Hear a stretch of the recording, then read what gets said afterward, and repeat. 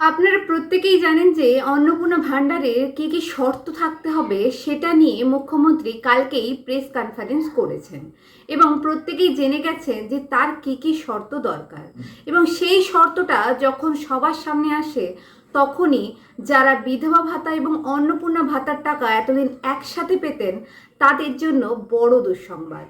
তাদের মন একেবারে ভেঙে গেছে। আগের সরকারও যখন লক্ষ্মীর ভাণ্ডারে টাকা দিতেন তখন তার সাথে বিধবা ভাতার টাকাও একসাথে দিতেন।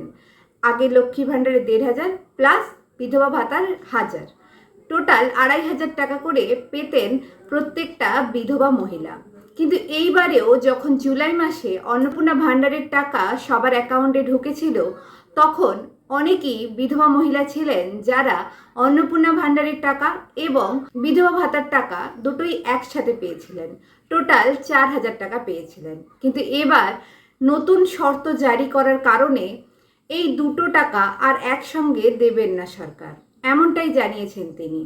যারা উইডো পেনশন পেতেন তাদের ক্ষেত্রে যেহেতু টাকাটা বাড়ানো হয়েছিল, ১,০০০ টাকা থেকে ১,৫০০ টাকা করা হয়েছিল এই আগস্ট মাসের জন্য, এই আগস্ট মাস থেকে অনেকেরই অ্যাকাউন্টে সেই টাকাটা ঢোকেনি।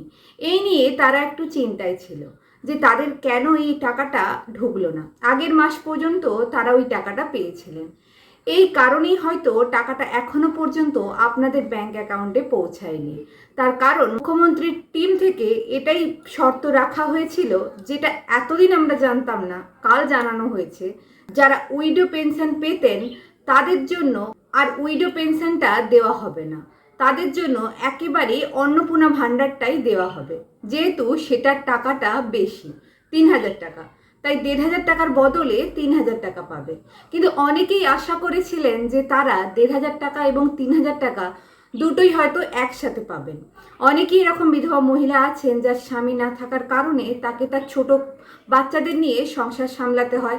হয়তো অনেকের ক্ষেত্রেই ছোট বাচ্চাদের রেখে কাজে যাওয়াটা সম্ভব হয় না। তাদের ক্ষেত্রে এটা তো খুবই একটা দুঃখজনক ব্যাপার, কিন্তু সরকারের নিয়মে কেউ তো হস্তক্ষেপ করতে পারবে না, এটাই তাদেরকে মেনে নিতে হবে। তাই এইবারে তারা শুধুমাত্র অন্নপূর্ণা ভাণ্ডারের টাকাই ১৭ই আগস্ট পাবেন। তার আগে এই জন্যই তাদেরকে উইডো পেনশন এখনো পর্যন্ত পাঠানো হয়নি। এবার থেকে আর সেই উইডো পেনশন পাঠানো হবে না।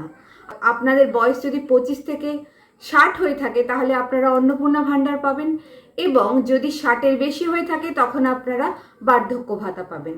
মানে প্রধানত এটাই বলা যাচ্ছে যে উইডো পেনশন একেবারেই বন্ধ হয়ে গেল, তার বদলে অন্নপূর্ণা ভাণ্ডারটাই সবাইকে দেওয়া হবে। এটা নিয়ে আপনাদের বক্তব্য কি? অবশ্যই কমেন্টে লিখতে ভুলবেন না।